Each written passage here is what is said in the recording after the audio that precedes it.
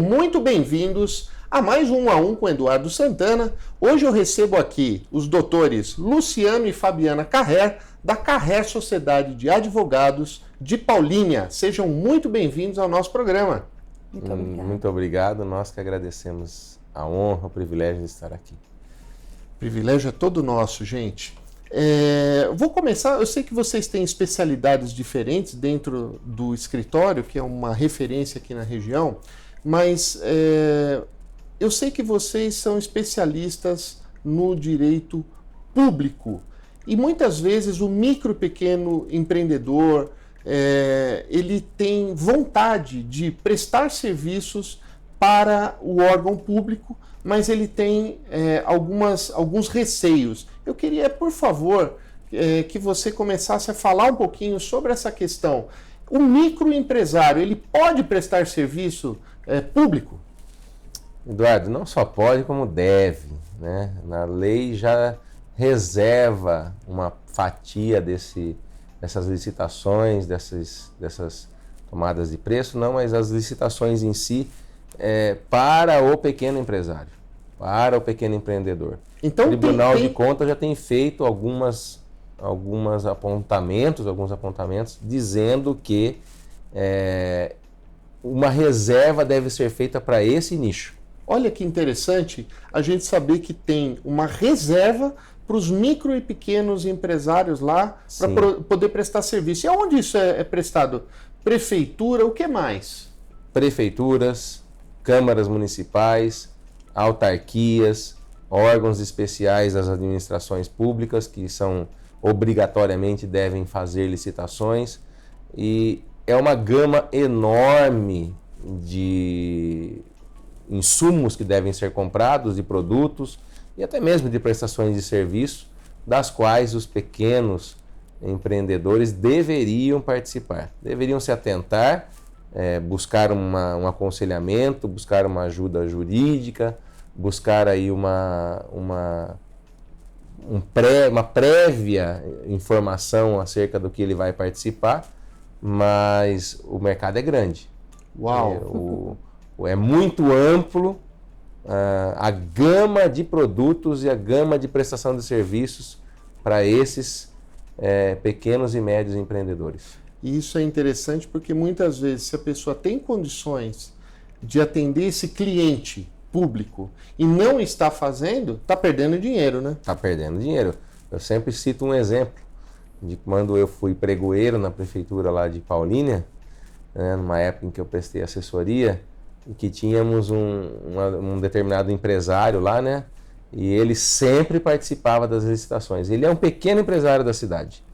E ele vendia desde um parafuso até a asa de avião, a turma brincava, né? Tudo que ele podia participar, ele participava. Então, esse é um grande exemplo. E ele, participando dessas licitações, ele vendia um pouquinho de cada coisa e no final das contas ele tinha bastante coisa a receber, bastante faturamento. Olha que legal. Agora, doutora Fabiana, quando a gente fala em direito imobiliário, muitas vezes a pessoa pensa na incorporação, no parcelamento de solo, loteamentos, grandes empresas. Mas, na verdade, quando o sujeito vai locar uma sala ou vender um imóvel, ele precisa saber um pouquinho mais do direito imobiliário, né? Como é que funciona isso e como isso é importante para o micro e pequeno empresário? Exatamente. Quando você vai estabelecer o seu negócio, e isso eu vejo no meu cotidiano, ele chega cheio de expectativas e ele quer arrumar um local ideal para que ele possa se fixar.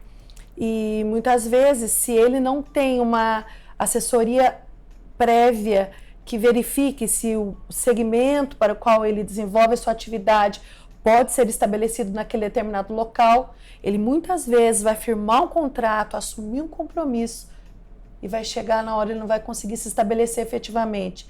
Esse é um dos exemplos práticos que acaba acontecendo para o pequeno empresário que quer estabelecer um local, quer se fixar e às vezes não consegue ou acaba se frustrando porque não teve uma assessoria adequada. Ou seja, muitas vezes o sujeito vai lá, loca um espaço, etc e tal, e depois que já fechou o contrato, vai perceber que naquele local ele não pode, por exemplo, exercer a atividade dele. Exatamente. Exatamente. Isso é terrível. Terrível. A lei de zoneamento urbano. Exato, e infelizmente muito comum. Puxa vida. Precisamos abrir o nosso entendimento nesse quesito do direito imobiliário, porque é um microcosmo dentro do cosmo jurídico, como diz o professor Silvio de Salvo Venosa. Então, eu tenho que estabelecer essas relações debaixo desse princípio de que eu devo sim procurar um advogado antes. Doutor Luciano, doutora Fabiana, foi um privilégio receber vocês aqui conosco. Nós que agradecemos, esperamos uma outra oportunidade para falarmos um pouco mais. O privilégio foi todo nosso, agradeço muito o convite. É isso aí, pessoal. Gostaram da entrevista?